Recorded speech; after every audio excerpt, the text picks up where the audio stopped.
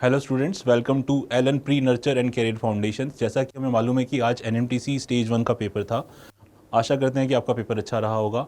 इस वीडियो में हम एनएमटीसी स्टेज 1 जूनियर ग्रुप का क्वेश्चन नंबर 1 to 5 डिस्कस करने वाले हैं। तो चलिए स्टार्ट करते हैं क्वेश्चन नंबर 1 के साथ।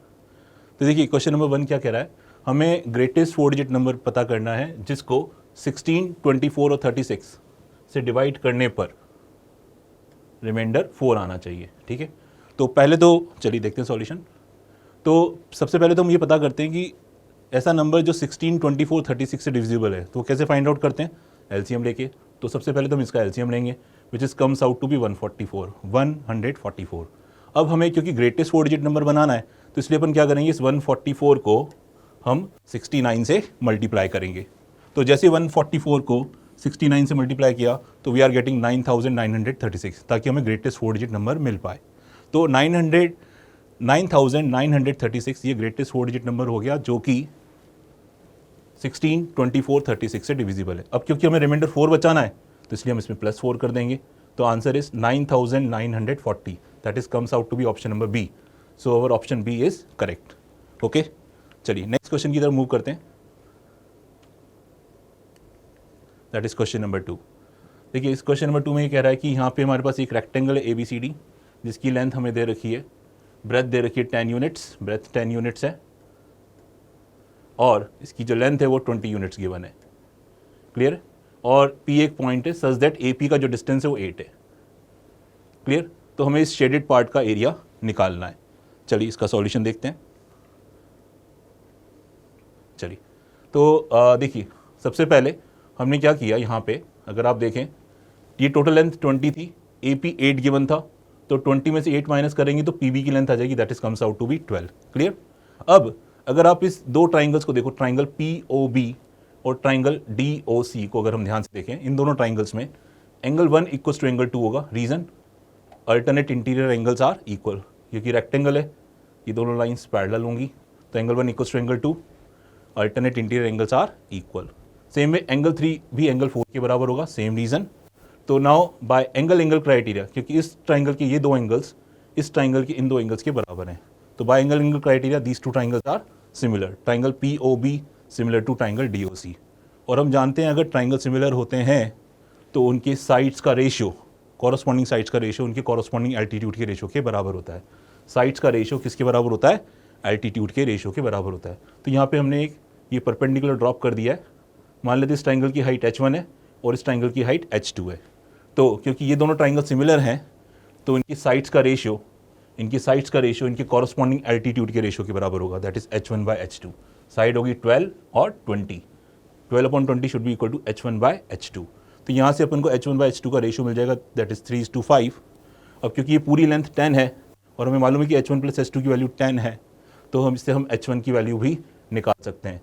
तो H1 जो हो जाएगा that is 3/8 × 10 which is comes out to be 3.75। Now अब हम क्या करेंगे, इस ट्राइंगल POB का एरिया निकालेंगे।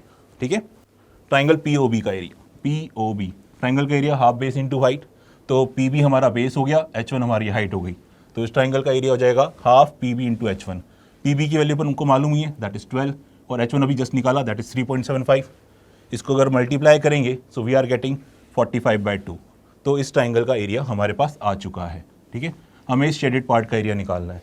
तो यहाँ से डायग्राम से क्लियर है कि अगर मैं इस ट्राइंगल ABC का एरिया में से ट्राइंगल POB का एरिया हटा दें तो ये शेडेड एरिया आ जाएगा।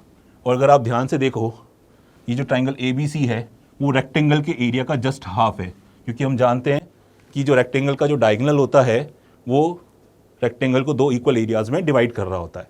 तो हमने क्या किया, रेक्टेंगल का एरिया निकाला और उसको हाफ कर दिया, रेक्टेंगल का एरिया निकाला और उसको हाफ कर दिया।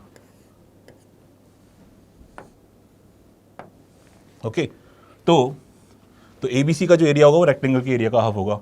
रेक्टेंगल की लेंथ और ब्रेथ हमें दोनों ही पता है, तो half 10 × 20 that is 200 divide by 2 that is 100। तो ट्राइंगल ABC का एरिया हो गया 100। क्योंकि हमें शेडेड पार्ट का एरिया निकालना था तो अपन क्या करेंगे, ABC के एरिया में से ट्राइंगल POB का एरिया माइनस करेंगे। तो ABC का एरिया तो अपन निकाल ही चुके, दैट इज 100। POB का एरिया 45/2 पर निकाल चुके नाउ, तो 100 में से 45/2 माइनस करेंगे तो we are getting 155/2। Okay, so question में कहा गया था कि जो शेडेड पार्ट का जो एरिया है उसको हम P बाई क्यू से रिप्रेजेंट कर रहे हैं, तो इसलिए हम कह सकते हैं कि P की वैल्यू 155 और Q की वैल्यू 2, और हमसे पूछा गया था P प्लस Q की वैल्यू बताओ, तो 155 plus 2 that is 157. So answer is 157 which is option number C. चलिए बेटा अपन नेक्स्ट क्वेश्चन की तरफ मूव करते हैं. चलिए नेक्स्ट क्वेश्चन हमारा ये है, ये हमें एक इक्वेशन गिवन है 7th root of 12 plus x divide by x plus 7th root of 12 plus x divide by 12 equal to 64/3 7th root of x, ये दे रखा है. और इसकी जो सिंप्लीफाइड वैल्यू है, इसका जो सॉल्यूशन है मतलब एक्स की वैल्यू, उसको हमने a बाई बी से रिप्रेजेंट करा है. ठीक है, और हमें फाइनली b माइनस ए की वैल्यू निकालनी है. क्लियर है? ओके चलिए, ऐसा लग रहा है थोड़ा डिफिकल्ट क्वेश्चन है, 7th रूट दिखते ही है नहीं, लेकिन इसको सॉल्व करेंगे तो आसान लगेगा. अगर आप एक चीज़ ऑब्जर्व करो यहाँ पे कि 7th root of 12 plus X और 7th root of 12 plus X इन दोनों फ्रैक्शन में कॉमन आ रहा है, तो इसको आप बाहर कॉमन निकाल सकते हो. चलिए देखते हैं सॉल्यूशन में. तो जैसे कि मैंने बताया कि ये पार्ट कॉमन आ रहा है, तो इसको हमने बाहर निकाल लिया, तो यहाँ पे 1/x रह गया, यहाँ पे 1/12 रह गया. क्लियर है? यहाँ पे अपन ने इसका एलसीएम ले लिया, दैट इज 12x, ऊपर आ जाएगा 12 प्लस एक्स. तो देखो ये भी x प्लस 12 है और ये भी x प्लस 12 है. यहाँ पे 12 प्लस एक्स की पावर एक तरह से 1/7 है और यहाँ पे पावर 1 एक तरह से, और ये दोनों मल्टीप्लायर है, मल्टीप्लायर तो पावर ऐड हो जाएगी, तो इसकी पावर 1/7 और इसकी पावर 1, तो 1/7 plus 1 that is 8/7. Clear? Now ये 12x क्रॉस मल्टीप्लाई होकर इधर आ जाएगा, इसको अपन सॉल्व करें तो यहाँ पे भी देखो 7th रूट ऑफ x है और ये x है, तो 7th रूट ऑफ x का मतलब x की पावर 1/7, यहाँ पे x की पावर 1 है, ये दोनों मल्टीप्लाई हो जाएंगे तो यहाँ पे भी x की पावर 8/7 आ जाएगी, और 64/3 को 12 से मल्टीप्लाई करेंगे यू विल गेट 256. फिर हमने x की पावर 8/7 को भी लेफ्ट साइड शिफ्ट कर दिया, क्योंकि दोनों की पावर सेम थी, तो इसको कंबाइन करके 12 plus x divided by x whole raised to the power 8/7 बोल सकते हैं. पावर 8/7 को इधर शिफ्ट करेंगे तो इट बिकम 7/8. सो 256 की पावर 7/8 को अगर हम कैलकुलेट करें तो we are getting 128. So 12 plus x divide by x equals to 128. Simple एक लीनियर इक्वेशन बन रही है, इसको क्रॉस मल्टीप्लाई करके हम सॉल्व करें तो we are getting x comes out to be 12/127. Question में कहा गया था कि इसको अगर हम जो x की जो मेरा जो सॉल्यूशन आ रहा है इसको हम a बाई बी की फॉर्म में लिखेंगे, तो इसको कंपेयर करें तो मैं कह सकता हूँ कि a की वैल्यू 12 है और b की वैल्यू 127 है. क्वेश्चन में हमसे पूछा गया था b माइनस ए बताओ, so 127 minus 12 that is 115. So our answer is 115 which is option number A. चलिए नेक्स्ट क्वेश्चन की तरफ मूव करते हैं. So the next question is the value of 52 plus 6 under root of 43 raised to the power 3/2 minus 52 minus 6 under root of 43 raised to the power 3/2. इसकी हमें simplified value निकालनी है. चलिए सॉल्व करते हैं इसको.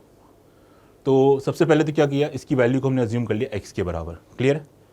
नाउ अब देखो यहाँ पे 52 प्लस 6 अंडर रूट ऑफ 43 की पावर 3/2, तो यानी सबसे पहले तो हम क्या करते हैं 52 प्लस 6 अंडर रूट 43 का स्क्वायर रूट निकालते हैं. नीचे 2 आ रहा है तो मतलब स्क्वायर रूट, और ये पावर 3 सेम इधर भी कर दिया.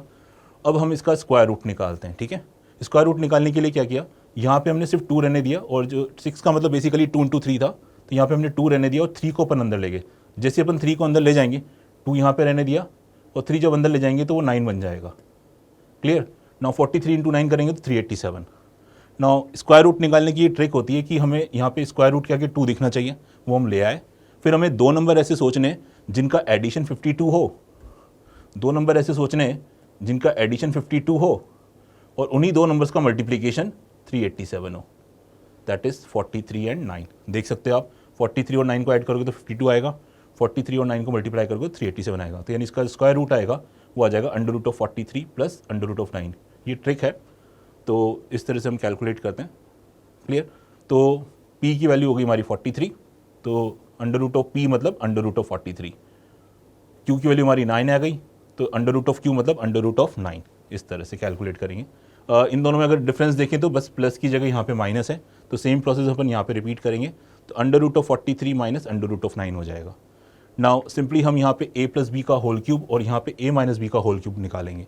तो जब हम a प्लस बी का होल क्यूब में से माइनस करेंगे a माइनस बी का होल क्यूब, तो हमारे पास बचेगा, अगर हम a प्लस बी का whole cube minus a minus b का होल क्यूब अगर अपन ओपन करें तो हमें मिलेगा simplified value that is comes out to be a plus b का whole cube that is a cube plus b cube plus 3a² b plus 3ab square.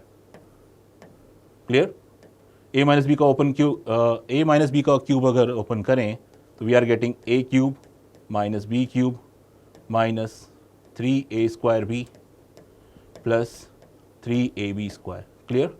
अब क्योंकि दोनों को माइनस करना तो उसकी साइन चेंज करते हैं, ये माइनस, ये प्लस, ये प्लस, ये माइनस, तो आप देखोगे ये कट जाएगा, इवन ये भी कट जाएगा, तो हमारे पास बचेगा b cube plus b cube that is 2b cube plus 6a square B.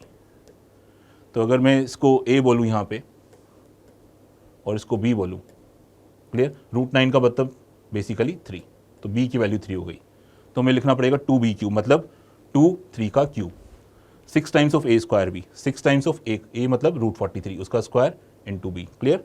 Now इसको सॉल्व करोगे आप तो you will get 828, so which is our option number D. So इसका आंसर हुआ बेटा 828, that is option number D is correct. चलिए next question की तरफ मूव करते हैं।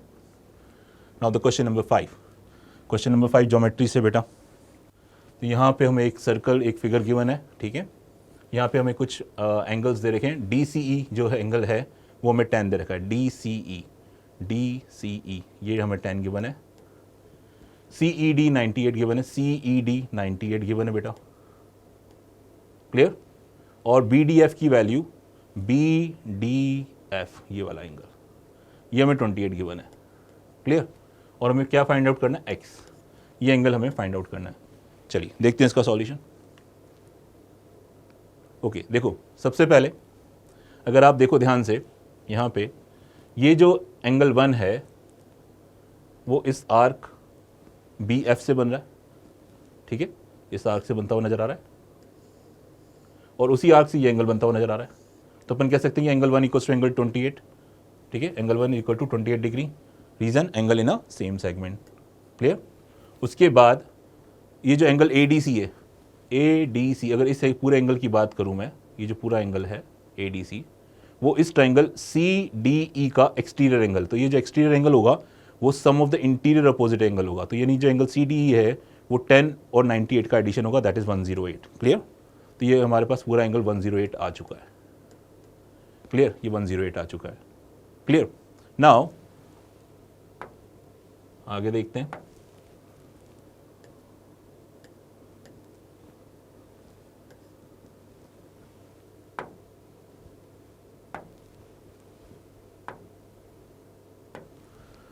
अब देखिए ये ABCD is a cyclic quadrilateral, तो ये जो एंगल 2 है वो साइक्लिक क्वाड्रिलेटरल का एक्सटीरियर एंगल है, और हम जानते हैं कि इन साइक्लिक क्वाड्रिलेटरल जो एक्सटीरियर एंगल होता है वो इंटीरियर के अपोजिट के बराबर होता है, तो यानी जो एंगल 2 होगा वो 108 के बराबर होगा, एंगल 2 जो होगा 108 के बराबर होगा। क्लियर है? तो ये 108 है, एंगल 1 की अपन वैल्यू निकाल ही चुके हैं, दैट इज 28। क्लियर? और ये एंगल 2 हमारा 108 आ ही चुका है। आगे बात करते हैं। अब सिंपल इस ट्राइंगल AGB में ये दोनों एंगल्स आपको पता चल चुके हैं, तो एंगल सम प्रॉपर्टी निकाल के अपन x आराम से निकाल सकते हैं। So the value of angle x is 180 minus angle 1 plus angle 2। Angle 1 और 2 तो अपन ऑलरेडी निकाल ही चुके हैं, दैट इज 28 एंड 108, तो माइनस करेंगे तो you get 44। So the value of x is 44। So our option number C is the correct answer. तो बेटा इस वीडियो में हमने क्वेश्चन नंबर 1 to 5 के सॉल्यूशन डिस्कस करे। आशा करते हैं कि आपको सॉल्यूशन पसंद आए होंगे। नेक्स्ट क्वेश्चन के सॉल्यूशंस के लिए आप हमारा अगला वीडियो वॉच कर सकते हैं। Thanks for watching.